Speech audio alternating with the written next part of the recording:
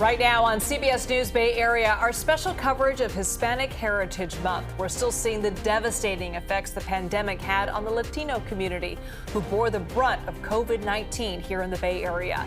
Good evening. I'm Elizabeth Cook. And I'm Ryan Yamamoto. A new report card is out on how the community is now doing. And as Len Ramirez reports, it shows Latinos are still suffering from setbacks in education, financial stability, health, and housing. Eva Heredia has a good full-time job with benefits. Bueno. She works at a charter high school in East San Jose. This is KPIX, Navigate College Prep, and my work here is helping parents, providing information about the school. She started as a parent volunteer and was so good at supporting Spanish-speaking students and their parents that she was offered a job. But with her oldest daughter, Esperanza, entering UC Irvine this fall, and her younger daughter, Gabby, also college-bound, she worries if her family can pay for college and still keep a roof over their heads in Silicon Valley.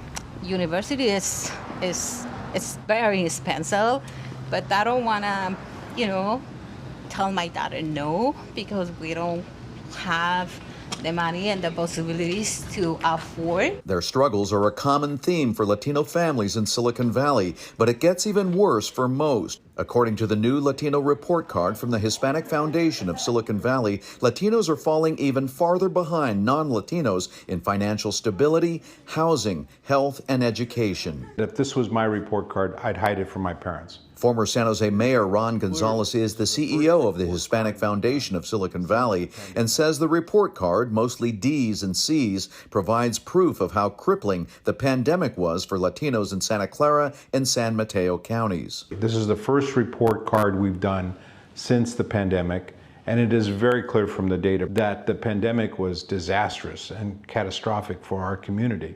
The report shows that third grade reading and eighth grade math proficiency dropped significantly among Latino students since the last report card in 2018. It also shows that more than half of all Latino families reported technology barriers to education during the COVID shutdown, compared to about a third of non-Latinos. Latinos also reported higher numbers of COVID-related isolation and work stress.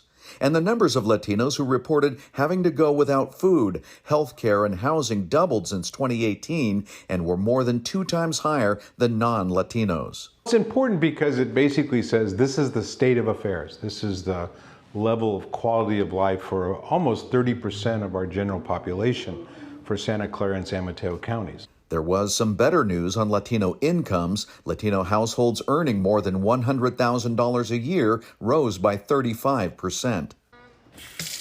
But even that can be a trade-off. Eva got a salary upgrade when she left her minimum wage job at a shoe store to work for the school a couple of years ago, and her husband works for VTA. Now their combined incomes disqualify them for college financial aid. I feel that we go one step up, but something is pulling out. So which is, for us, the economy is hard, But Eva and her husband don't plan to leave San Jose. And despite the area's bad report card for Latinos, they say there are good job and educational opportunities here. And to them, that's worth the hard work and the sacrifice of staying. Well, the family plans to take out loans to pay for their daughter's tuition, but Eva recently earned her GED and has now plans to get her own college degree.